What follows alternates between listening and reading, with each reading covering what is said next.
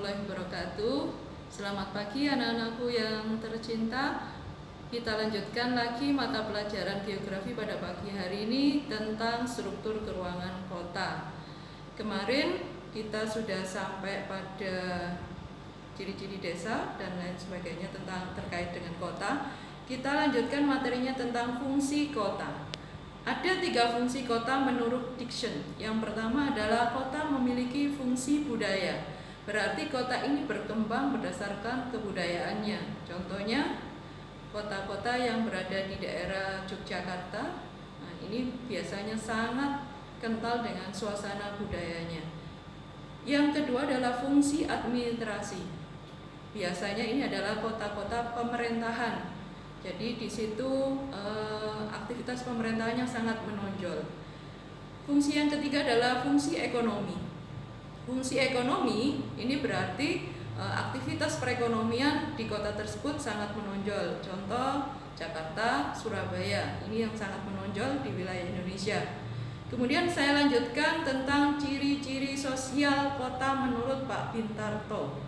Yang pertama adanya pelapisan sosial ekonomi.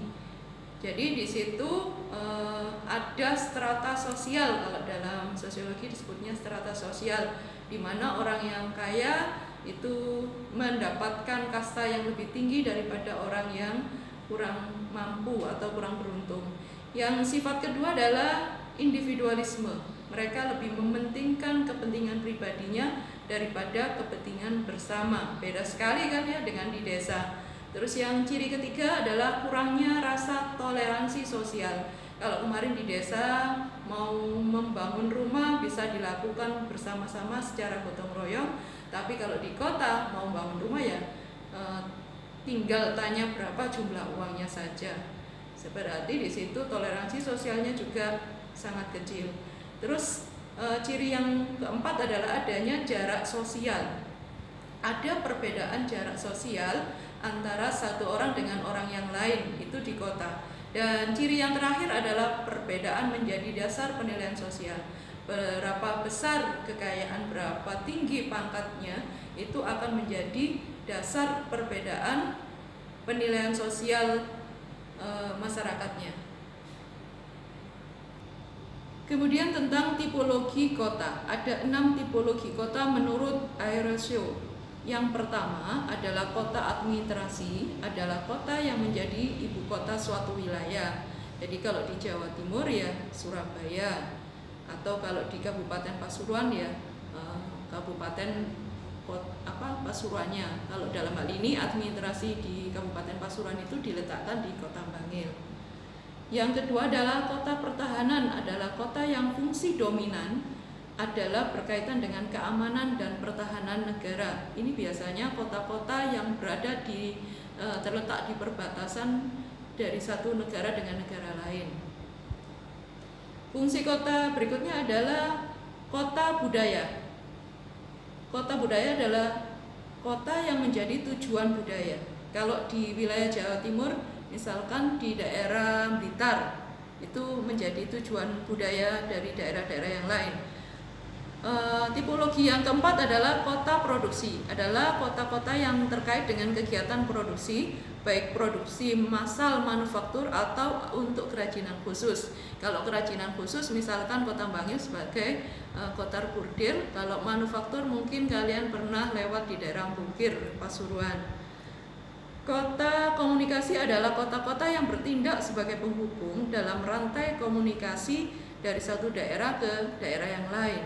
Dan tipologi yang keenam adalah kota rekreasi, adalah kota sebagai tujuan rekreasi. Kalau di Jawa Timur, misalkan Kota Malang dan Kota Batu.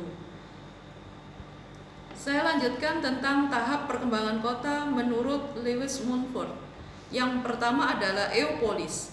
Eopolis sebagai awal pembentukan kota yang tentu saja berakar di daerah pedesaan. Jadi ini cikal bakal dari kota. Kalau kalian pernah melihat beberapa desa yang kok ciri-cirinya sudah mulai mengarah ke kota, ini bisa kita sebut sebagai eopolis. Kemudian tahap berikutnya adalah tahap polis yang terbentuk ketika asosiasi beberapa desa terjadi dengan pemerintahan dan lembaga-lembaga sendiri. Ini polis.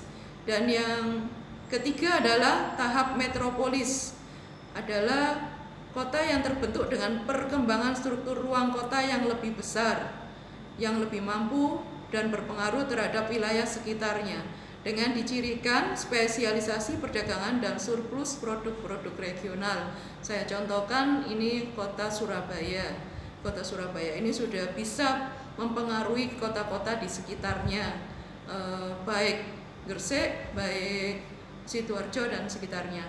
Terus yang berikutnya adalah tahap kota megapolis yang ditandai dengan lebih banyak beragam budaya. Pada tahap ini terjadi ekspansi industri dan pertumbuhan kota yang berlebihan. Tahap ini menjadi awal kemunduran kota. Jadi kota ini dicirikan dengan tingkat konsumsi massa yang tinggi. Ini megapolis.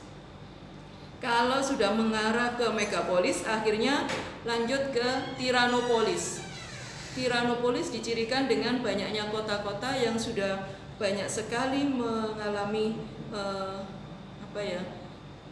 kejahatan di daerah itu, sehingga penduduknya akan saling bermusuhan, kemudian akan saling menjatuhkan. Ini banyak sekali tingkat kejahatan yang di tiranopolis. Dan yang terakhir adalah nekropolis. Kalau tiranopolis terjadi di suatu kota, lama-kelamaan kota itu akan mati. Jadi nekropolis ini banyak sekali dilihat kelaparan dan lain sebagainya. Gitu.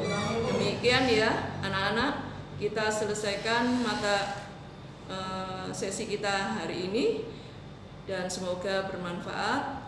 Jangan lupa di like dan subscribe. Kalau ada pertanyaan bisa langsung ditulis di komen.